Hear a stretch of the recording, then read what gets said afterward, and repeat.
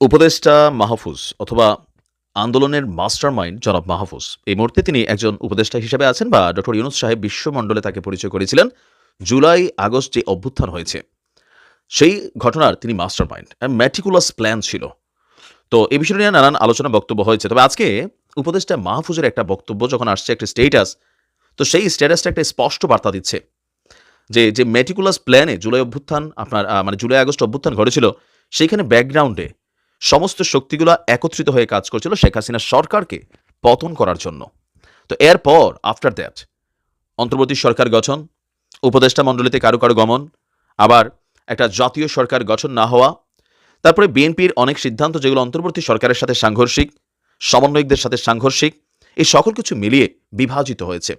আজকে বৈষম্যবিরোধী ছাত্র আন্দোলনের নেতারা তারা যেই আহ্বান দিয়েছেন পুলিশের ইস্যুতে, তো এই আহ্বানে পুলিশ যদি মাঠে নামতো, পুলিশ যদি অ্যাকশনে যাইতো, তো পুলিশ তো ভাই রাস্তায় মাইর খেতো আবার 100%।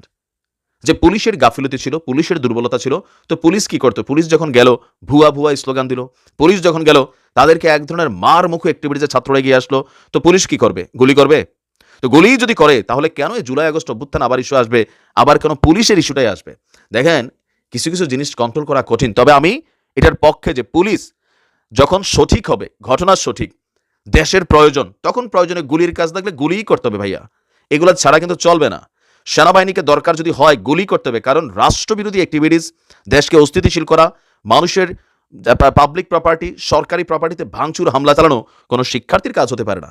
আর এগুলো যারা করছে তারা শিক্ষার্থীর আড়ালে প্রত্যেকটা এক একটা সন্ত্রাসী, এদের বিচার হওয়া উচিত।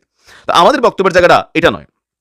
এখন এই ছাত্রদের বিরুদ্ধে যখন পুলিশের আওয়াজ তুলছে আমাদের সমন্বয়করা, তখন আবার আপনি কমেন্টগুলোতে দেখেন যে তোমাদেরকে উপদেষ্টা বানাইয়া সরকারি প্রটোকলে গাড়ি চড়তেছো, একজোড়া জাম ক্যাটস পরার যোগ্যতা ছিল না, নাইকের ক্যাটস পরতেছো, ব্র্যান্ডের গেঞ্জি পরতেছো, খাইতেছো, আমাদের অধিকারটা কোথায়? তোমরা তো তোমাদের লাইফ সেটেল করে ফেলছো, আমরা কি পাইলাম?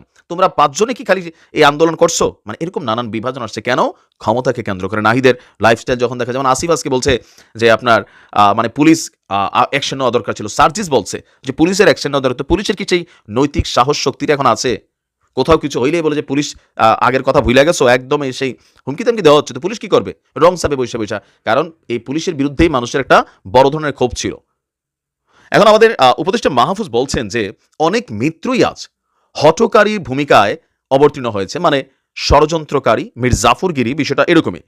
তিনি বলছেন যে মুক্তিযুদ্ধের পরের 10-15 বছরের ইতিহাস মুক্তিযোদ্ধাদের একে অপরকে হত্যার ইতিহাস। যারা চাননি বাংলাদেশ শক্ত ভিতের উপর দাঁড়াক, তারা মুক্তিযোদ্ধাদের একে অপরকে দিয়ে হত্যা করেছে। তিনি কি জামাতকে বুঝাচ্ছেন? বাংলাদেশ স্বাধীন না হোক, একমাত্র জামাত চেয়েছে, ইতিহাস তাই বলছে বিভিন্ন সময়। যদিও জামাত বিভিন্ন রকম বক্তব্য দিচ্ছে, কিন্তু এটা প্রতিষ্ঠিত সত্য। তো এখন জামাত এই কাজ করাইছে। আচ্ছা, বলা হচ্ছে যে তাদের নিজেদের ভুল ছিল না তা নয়, কিন্তু আমাদের মুক্তিযোদ্ধাদের একের পর এক হত্যা বাংলাদেশকে কিভাবে পিছিয়ে দিল তা একদিন ইতিহাস বলবে।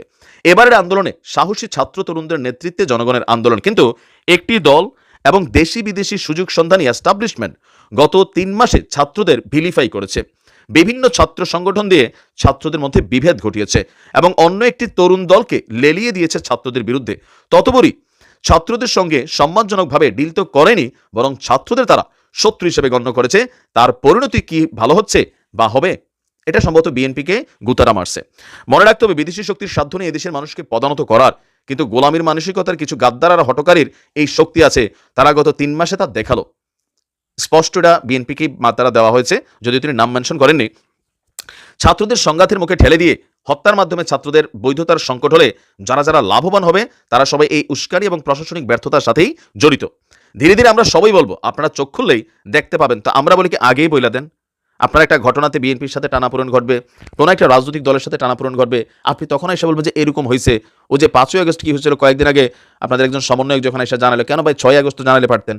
আপনাদের যখন স্বার্থ টান পড়ে তখন মানে মানুষের কাছে ক্লিয়ারেন্স দরকার। আপনাদের ভূমিকা নিয়ে এমনি মানুষের মধ্যে নানান ধরনের প্রশ্ন আছে, পলিটিক্যাল দলগুলোর মধ্যে বিভাজনের কারণে এই প্রশ্ন আরও বাড়ছে।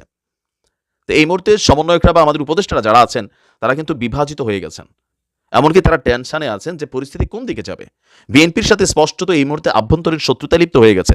নাহিদ স্পষ্ট বলছে সংস্কার ছাড়া নির্বাচন হবে না, বিএনপি বলছে নির্বাচন আগে সংস্কার অল্প করে শেষ করেন। পাল্টাপাল্টি বক্তব্য, কিন্তু স্পষ্ট খালি নাম মেনশন হচ্ছে না। একটি দল কি ঘটছে, কি ঘটবে, গত অন্তত ৭২ ঘন্টার পরিস্থিতি বাংলাদেশের মানুষকে, আমরা যারা বিদেশে আছি আমাদের মধ্যে ভয় তৈরি করছে যে প্রিয় দেশ ভালো নেই, সিস্টেমটা কোথাও না কোথাও রং হচ্ছে, আপনারা সিস্টেমটাকে সঠিক করেন। এখন তো আওয়ামী লীগ নাই, কন্ট্রোল করেন। এটা খুবই জরুরি। ফেসবুকে স্ট্যাটাস দিয়ে এগুলো হবে না। প্রশাসনকে যতটুকু কাজ করা দরকার ততটুকু করতে দেন। ভালো থাকুন। আসসালামু আলাইকুম।